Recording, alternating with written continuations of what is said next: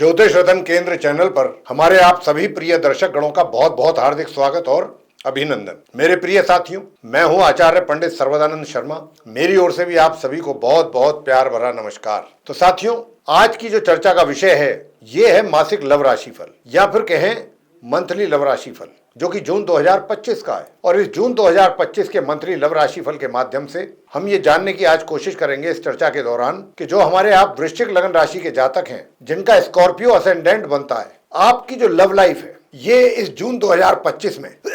कैसी रहने वाली है। या फिर ये कहा जा सकता है कि अब जो आपकी लव लाइफ है उससे रिलेटेड जितने मैटर्स हैं उसमें आपको अगर कहीं कोई परेशानी आ रही थी या आ रही है तो क्या वो परेशानी इस महीने दूर होगी, या जो आप अपनी लव लाइफ को एंजॉय कर रहे थे या कर रहे हैं और अधिक करेंगे, या कोई तीसरी समस्या तो खड़ी नहीं हो जाएगी आप दोनों के बीच में, जो अभी तक बहुत सब कुछ ठीक ठाक चल रहा है, और अगर होगी तो उसका कारण क्या हो सकता है। ये सारी बातें आज हम इस चर्चा के दौरान करेंगे। और जब आप जानते हैं कि हम बात करते हैं लव राशिफल के ऊपर तो मेनली 5 पॉइंट्स पर हमारा डिस्कशन रहता है, जिसमें कि सबसे पहले जो हमारे सिंगल जातक हैं उनको लेकर के बातचीत होती है कि भाई अगर आप अभी तक सिंगल हैं तो क्या इस आने वाले जून 2025 में इस बात की संभावना बनेगी ग्रहों की स्थिति के आधार पर कि आपके जीवन में भी कोई आपका मनपसंद मित्र आ जाए। अगर ऐसा होता है तो आपके लिए तो बहुत खुशी के पल होंगे। तो ये बात भी आज जानने की कोशिश की जाएगी। दूसरा, अगर आप लिव इन रिलेशंस में चल रहे हैं या फिर लव अफेयर में हैं तो ये जो लव अफेयर है या लिव इन रिलेशन वाली जो पोजीशन है ये कितनी बरकरार रहेगी, कितना इसको एंजॉय करेंगे, या कहीं ऐसा तो नहीं है कि बीच में सेपरेशन की तो कोई समस्या नहीं खड़ी हो जाएगी, या कोई और दूसरी प्रॉब्लम तो नहीं आ जाएगी आपके जीवन में आप दोनों के बीच में। और यदि आप पहले से हैं इन संबंधों में और अपना विवाह करना चाहते हैं जून के महीने में तो अभी बताएंगे कि क्या विवाह करना पॉसिबल होगा या नहीं, योग होगा विवाह का आपके लिए इस महीने या नहीं। और नंबर 3 बात करेंगे कि आप विवाहित तो हैं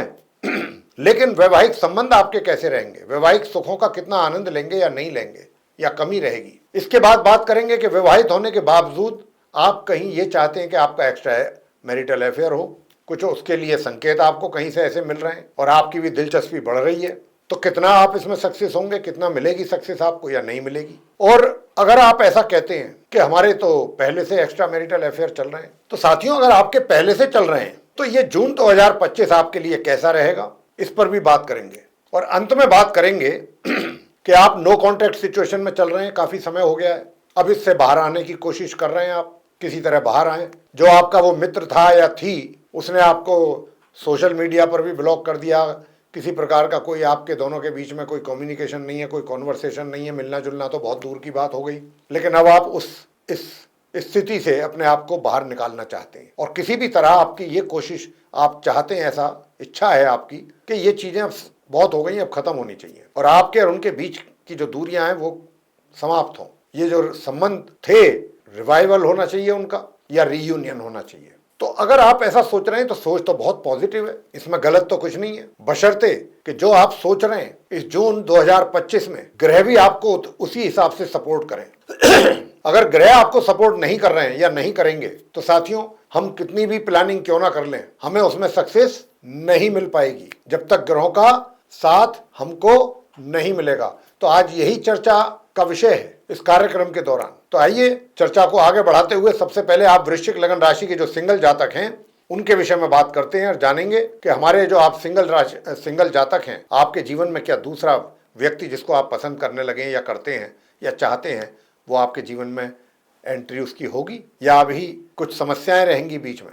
या अभी समय लगेगा। तो मैं आपको एक बात कहना चाहूंगा कि आप जो सिंगल जातक हैं, जो भी बात आप सोचेंगे अपने मित्र को लेके, बहुत लॉजिक उसके पीछे होगा, कोई ना कोई लॉजिक। एक होता है ना कि बस हो गया जी, हो गया, मुझे तो बस ये मित्र चाहिए, ऐसा होता है ना। लेकिन यहाँ पर आपके केस में कुछ थोड़ा सा चीजें अलग हैं जो मैं देख पा रहा हूँ। आप हर चीज को जो भी जुड़ी हुई है आपके उस मित्र के साथ, यानी कि आप और आपके मित्र के बीच में जो चीजें हैं उनको आप बहुत लॉजिकली एनालिसिस करेंगे। हर चीज के पीछे आप लॉजिक ढूंढेंगे कि भाई अगर मैं इस व्यक्ति के साथ मित्रता करूं तो क्यों करूं, क्यों करनी चाहिए, उसमें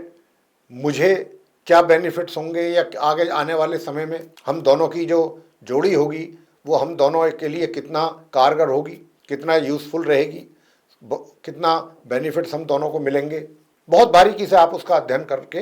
तब आगे बढ़ेंगे। और जो आपका मित्र है उसके लिए भी मैं बताना चाहूंगा कि 10 जून से लेके और 22 जून के बीच में, 10 जून से 22 जून के बीच में आपके साथ उनका भी काफी अच्छा अटैचमेंट तो रहेगा। लेकिन एक चीज है जो मैं कहना चाहता हूं, और ये चीज आपको भी महसूस होगी, और वो ये है कि जो आपका मित्र होगा, मैंने 10 तारीख कहा 10 जून, तो 10 जून से और 22 जून के बीच का जो समय है, लगभग 12 दिन का समय है, 12-13 दिन का, आपके बीच की दूरियां तो कम होंगी, लेकिन कुछ ना कुछ सवाल, कुछ ना कुछ क्वेश्चंस आपके भी जहन में, आपके भी दिमाग में खड़े रहेंगे। आपको भी उन प्रश्नों का जवाब उनसे चाहिए, जैसा कि उनको चाहिए आपको भी चाहिएगा। तो उसके कारण थोड़ा सा डिस्टेंस जो है वो बना रहेगा कि भाई जब तक सेटिस्फैक्ट्री रिप्लाई मुझे ना मिल जाए, संतुष्टि ना हो मुझे,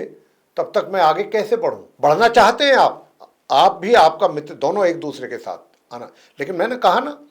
कि कुछ सवालात आपके भी दिमाग में होंगे, कुछ उनके होंगे। आपको भी अपने कुछ सवालों के जवाब चाहिए, उनको भी चाहिए, और जिस दिन मिल गए और जब मिल गए तो चीजें उसी दिन बेहतर हो जाएंगी, ये स्थिति रहेगी। आते हैं लिव इन रिलेशन पे या आपके लव अफेयर पे। तो अगर आपका लव अफेयर है साथियों, या लिव इन रिलेशन है, तो एक बात का ध्यान रखिएगा, बाकी सब कुछ तो ठीक है, एक दूसरे के अंदर कमियां मत ढूंढिएगा। अगर आप कमियां निकालेंगे, बहुत लोगों को आदत होती है कि सिर्फ कमियां ही ढूंढते हैं, वो उन्हें और अच्छाई नजर नहीं आती, वो सिर्फ कमियां ही कमियां ढूंढने में लगे रहते हैं,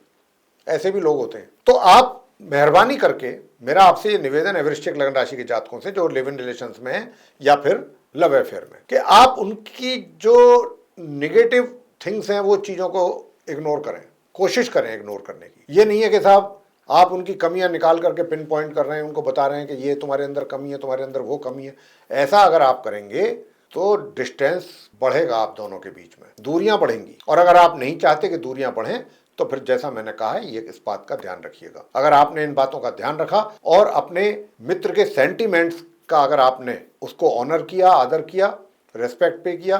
तो चीजें बहुत अच्छे ढंग से भी चलने वाली हैं। अब आगे बात करते हैं कि अगर आप विवाहित हैं तो वैवाहिक जीवन आपका कैसा रहेगा। साथियों, वैवाहिक जीवन सामान्य से मध्यम चलेगा, बशर्ते कि आप अपने स्पाउस की हेल्थ का भी थोड़ा सा केयर करें। चीजें ठीक रहेंगी, कोई ज्यादा विशेष परेशानी नहीं रहेगी, बस थोड़ा बहुत हेल्थ की समस्या रह सकती है आपके स्पाउस के साथ, उसका ध्यान रखिएगा। और माह के बिल्कुल अंत में जाके, महीने के अंत में जाके आपका अपने स्पाउस के प्रति अट्रैक्शन और लव और अफेयर जो भी कह लें आप दोनों के बीच में, वो बहुत ज्यादा होगा। माह के बिल्कुल अंत में जाके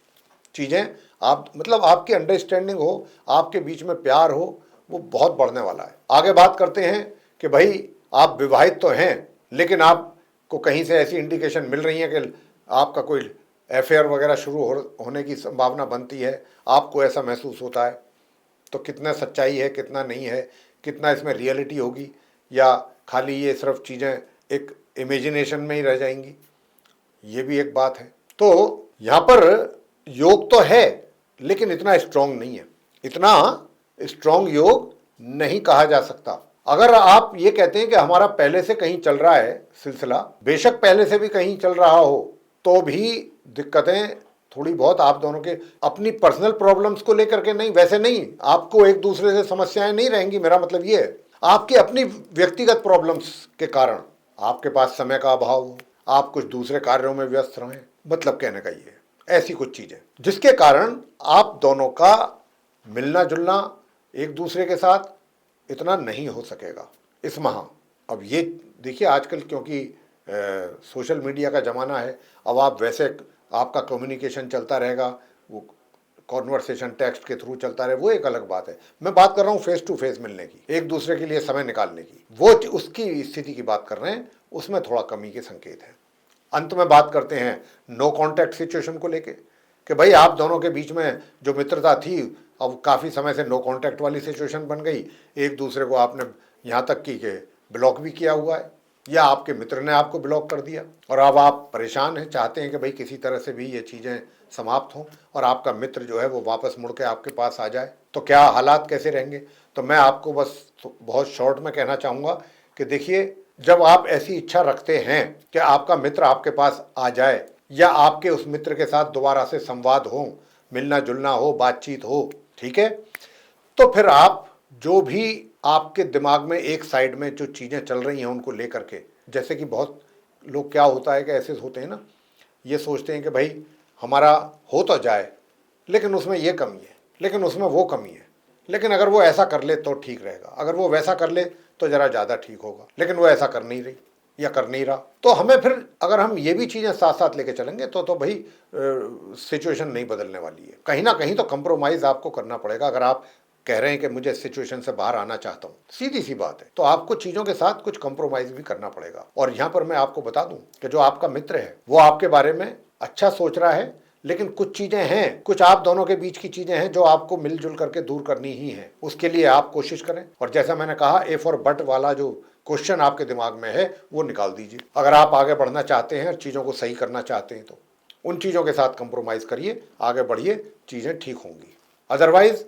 डिस्टेंस बना रहेगा। जबकि मैं आपको इतनी बात कह चुका हूं कि जो आपके मित्र हैं, चाहे वो मेल हैं या फीमेल, उनकी आपको लेकर के थिंकिंग काफी काफी काफी पॉजिटिव है। तो आपको सक्सेस मिल सकता है, बशर्ते कि मैंने जैसा कहा कि फिर मैं रिपीटेडली बोल रहा हूं कि जो इफ और बट वाली चीजें हैं वो निकाल करके आप साइड में रख दीजिए, तो कुछ इंप्रूवमेंट होगा, चीजें आगे बढ़ेंगी अच्छे ढंग से।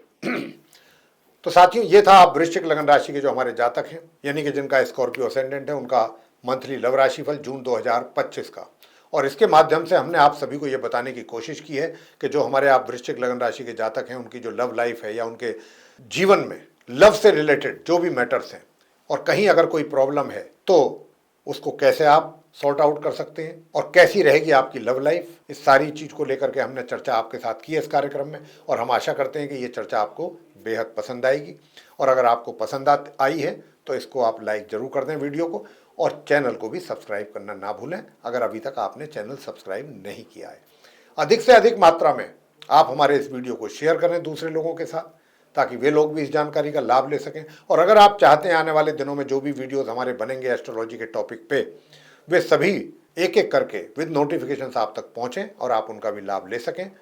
तो फिर आप बेल आइकन को प्रेस जरूर करें। तो साथियों, इसी के साथ अब हम इस चर्चा को यहाँ समाप्त करेंगे और अपने आप सभी प्रिय दर्शक गणों से लेंगे इजाजत। तो आप सभी का सहृदय